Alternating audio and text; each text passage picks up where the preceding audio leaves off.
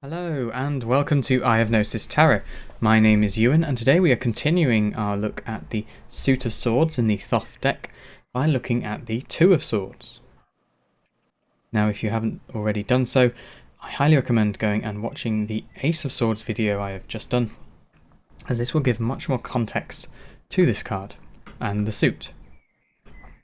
And if you really feel like you want to get into the depth of the tarot, I do highly recommend looking at the playlists I've done for the Suit of Cups and the Suit of Wands, in particular the Suit of Wands, as I go through the numbers of each of the cards into much more depth than I will in this series, and the numbers do carry across all the suits, so please do go look at that playlist, the Suit of Wands. So for example, you could go and look at the Two of Wands before watching this video, and you'll have much greater context as to what this card means. Now, if you do just want to look at the divinatory interpretations of this card, I have put a timestamp in the description for you below. But as ever, I highly recommend watching this video in its fullest at least once, so you'll have much greater understanding in your divinatory interpretations when doing your own spreads. So without further ado, we will look at the Two of Swords, one of the perhaps more complex cards in the tarot. So in this card we see two dark rapiers crossing each other through a blue rose at the centre of the card. A green background fades into yellow at the top of the card, where the moon is balanced upon a dagger. At the bottom of the card we see the zodiacal sign of Libra, which is also balanced upon a dagger, and meanwhile we see four perfectly symmetrical pinwheels rotating in a cross formation behind the swords. So what does the Two of Swords mean? So the Two of Swords is the result of two independent thoughts that arise from the same source, that being the Ace of Swords, which is just a thought. The Two of Swords is the yes and the no, the arguments for and against. Now opinion has been born, and it is not clear whether one or the other is subjective or objective. Both are perfectly balanced in their argument and evidence, and thus a stalemate has occurred. A battle may have ensued upon the birth of two thoughts from one, but it is immediately halted and mediated by the perfect wholeness and reliance upon each other's point of view. In other words, there is an argument here, but in order for an argument to be maintained, there has to be two opposing standpoints. This is essentially peace. But as with all dualistic settlements, it stands upon a knife edge, whereby it may dissolve into further separation or return back to its source, one. The observer has to concede that they are also the object of observation in both nodes of consciousness, and a settlement can only be made when a third perspective is gained, which we will see in the Three of Swords. Yet, we are on the cusp of such insights and opinions here in the Two of Swords, and thus peace, in inverted commas that is, reigns for now. We have come to accept that the front must also have a back, and darkness can only be perceived with some knowledge of what it is like to experience light. Two is the Sephirot of Chokmah, which is knowledge, and knowing oneself. In other words, conscious awareness of consciousness. And in this we see as soon as the Ace of Swords is born, the Two of Swords is immediately birthed. And of course, the knowing of oneself is the ultimate goal of mystic traditions and teachings, and in this respect the mind has created mindfulness to observe itself, and that allows itself to observe consciousness.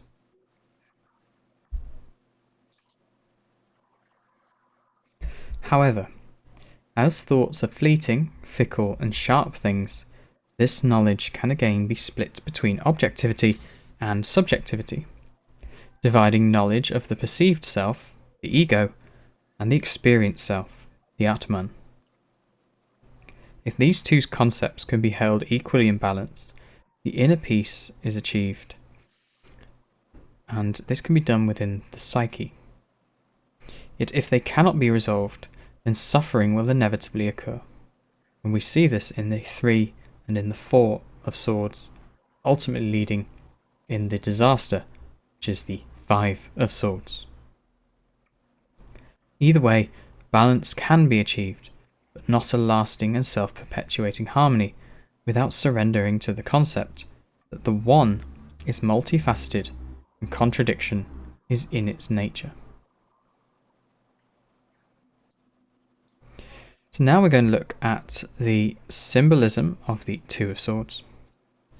And we see here that Lady Harris has created a wonderfully simple piece of art that perfectly encapsulates the concepts associated with the 2 of Swords. The sword chosen for both swords is that of the rapier, which is an elegant and well-balanced sword associated with dueling and precise movements. Its long, thin blade allows for subtlety and grace in one-to-one combat, and its narrow point is designed to pierce a foe cleanly and efficiently. This sword does not rely upon nor seek to penetrate armour for skill alone. Skill alone is defence enough. Thus the rapier was adopted and associated with nobility throughout the 16th and 17th centuries. All these qualities embody the nature of the 2 of Swords and a clear choice of weapon used within the symbolism of this card.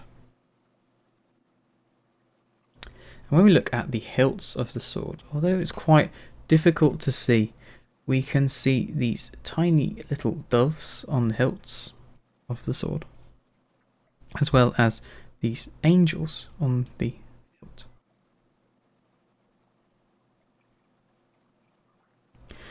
And these are, of course, images of peace, a concept emphasized by the white colour of the pinwheels behind the sword. Bring the card up there. The blue rose is a further expression of this peace, yet also its impossibility, for there is no such thing as a real blue rose, and any that claim to be one are in fact white roses that are artificially dyed. So here we see that the objective at the heart of the matter, the compromise represented by the clash of the 2 swords, is a fable, or at worst a sham, and that peace can never truly exist within the mind whilst there are 2 thoughts or more. In other words, for there to be peace, there must also be conflict to resolve. The rose's 5 petals hint towards this further conflict, by the way, as they are hinting towards the 5 of Swords.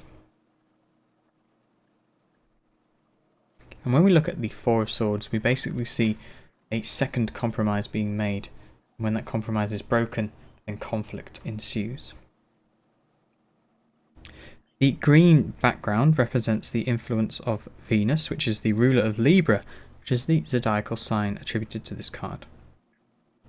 And it shows that this debate is at least one based on the virtue of love, that being the love of truth and wisdom, philosophy. Libra is a sign associated with balance and peacekeeping. And here, with the moon, we see such qualities reflected upon itself. This placement represents the ability to objectively analyse subjectivity, and vice versa, a constant feedback loop that can only be resolved by further debate, which invites a third opinion to break the stalemate. And we will see this third opinion in the 3 of Swords. Meanwhile, the 4 pinwheels we see here with the 4 fans represent the constant activity of thoughts which are balanced and reliant upon one another, like cogs in a machine. We'll see these pinwheels reoccur throughout the suit of swords, in different states. These thoughts are separate but interlinked, the reflected opposites of opinion that rely on each other to exist. There are 4, as they are currently stable, and due to the impossibility of any peace being held, herald the inevitable compromise that will present itself in the 4 of Swords, which I mentioned earlier.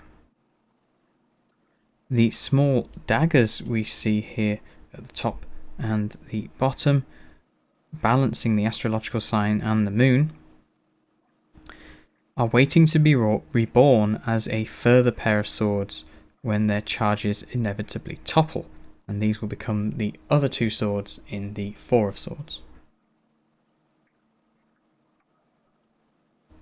Here in the 2 of Swords, we see that we are literally in 2 minds. Despite this card appropriately being associated with Libra, we also see a subtle hint towards the misfortunes associated with Gemini, and thus the calamity of overthinking these concepts, which we will see in the 8 and the 9 and the 10 of Swords. Ultimately, clarity can be achieved by resolving the conflict through an objective and balanced 3. However, that remains a hypothesis for now.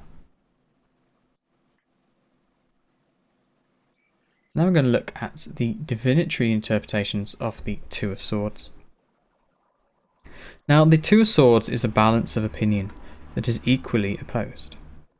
Debate has been formed, yet neither side can gain the upper hand with the information at hand. When well dignified, this card represents the beginning of peace, analysis, balance, detachment, and differing opinions from and or about the same source subject. When ill dignified, the card represents disagreement, tension, stress, stubbornness, and stalemates. The key concept here is a difficult decision to make because we know both options are equally valid, at least for now.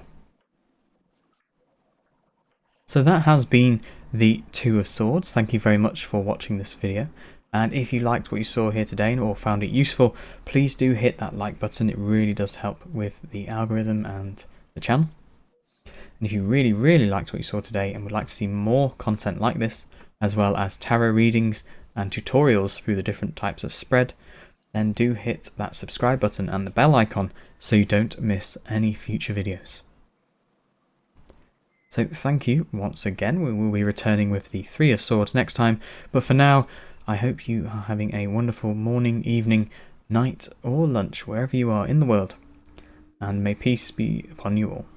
Goodbye.